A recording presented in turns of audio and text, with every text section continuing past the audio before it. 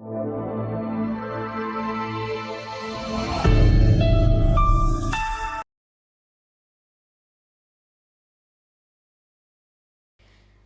बच्चों, स्वागत है आपका कंप्यूटर की कक्षा में। तो हम शुरू कर रहे हैं एक नई पुस्तक कंप्यूटर की दुनिया कक्षा 6 बाय वाणी पब्लिकेशंस। तो बच्चों, फ्लो चार्ट एक ग्राफिकल समस्या का हल है। फ्लो चार्ट द्वारा प्रोग्राम की समस्या को चार्ट के माध्यम से आसानी से समझा जा सकता है। प्रोग्राम की जो समस्या हो उसे हम फ्लो चार्ट द्वारा एक चार्ट के माध्यम से आसानी से समझ सकते हैं। फ्लो चार्ट विभिन्न चिन्हों, आकृतियों द्वारा तैयार किया जाता है। आइए सभी आकृतियों को, चिन्हों को गहराई से समझें। ये सभी सी भाषा के अंतर्गत आते हैं। सबसे पहले है फ्लो चार्ट के अवयव। तो उसमें सबसे पहला है टर्मिनल। यह ओवल आकृति का होता है। यहाँ आप देख सकते हैं, यह प्रोग्राम के प्रारंभ में तथा अंत में प्रयोग होता है। इसके बाद आते हैं बच्चों इनपुट या आउटपुट पर। यह आकृति 4 भुजाओं द्वारा बनी होती है। आप यहाँ देख सकते हैं 4 भुजाओं द्वारा बनी आकृति। यह इनपुट व आउटपुट को दर्शाती है। फिर है हमारा प्रोसेसिंग। इसे गणना करने के लिए प्रयोग किया जाता है। आप यहाँ पर देख सकते हैं, ये है प्रोसेसिंग का चिन्ह और ये है इसका उदाहरण। इस उदाहरण में x और y को जोड़कर आउटपुट z के अंदर लिया गया है। यह आयताकार आकृति है। फिर आते हैं हम कनेक्टर पर। एंट्री कनेक्टर प्रारंभ में होता है। यह कनेक्टर अपनी कठिनाई को ट्रांसफर कर देता है। तो चिन्ह है एंट्री कनेक्टर का ये और कनेक्टर ट्रांसफर का ये। फिर आते हैं हम प्रवाह रेखा पर। प्रवाह रेखा का चिन्ह आप देख सकते हैं, इसे हम फ्लो लाइन भी कहते हैं। इस तरफ भी फ्लो हो सकता है और इस तरफ भी फ्लो हो सकता है। फिर आते हैं हम डिसीजन डायमंड पर। इसके द्वारा हम निर्णय लेते हैं। यह डायमंड की आकृति का होता है। उदाहरण, यहाँ हम 5 विषय के अंकों का जोड़ तथा प्रतिशत निकालकर प्रिंट करेंगे। तो सबसे पहले हम स्टार्ट करते हैं। ये है बच्चों टर्मिनल। फिर इनपुट डालते हैं। Input M1, M2, M3, M4, M5। Process क्या करता है वो कि इन 5 को जोड़ देता है और फिर आता है P बराबर T डिवाइड बाय 5 से। फिर हमारा आउटपुट आता है प्रिंट T, प्रिंट P और फिर टर्मिनल। टर्मिनल सबसे शुरुआत में और सबसे अंत में प्रयोग होता है। अब दूसरा उदाहरण देखेंगे।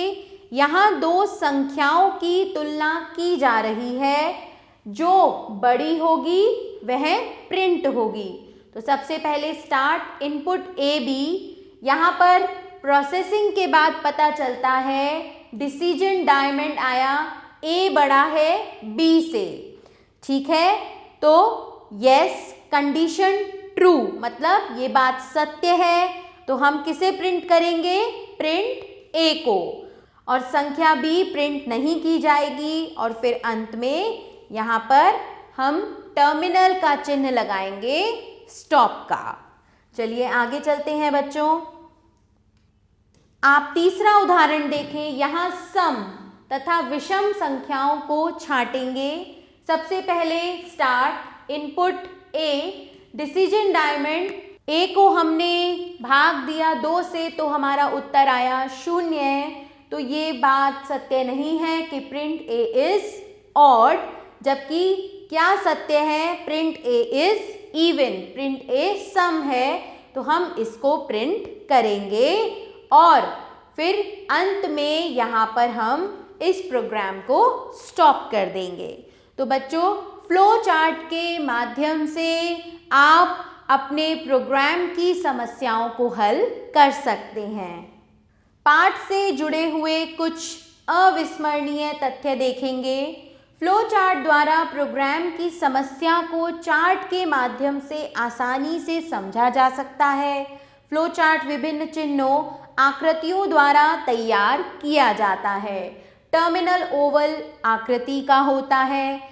एंट्री कनेक्टर प्रारंभ में होता है और प्रोग्राम का प्रवाह जिस दिशा में होता है, चिन्ह अर्थात तीर भी उसी ओर संकेत देते हैं।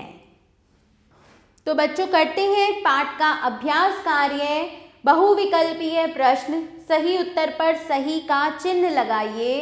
एक ग्राफिकल समस्या का हल है फ्लो चार्ट। गणना करने के लिए प्रयोग किया जाता है प्रोसेसिंग का। आगे चलेंगे बच्चों, रिक्त स्थान भरिए। फ्लो चार्ट एक ग्राफिकल समस्या का हल है। फ्लो चार्ट विभिन्न चिन्हों, आकृतियों द्वारा तैयार किया जाता है।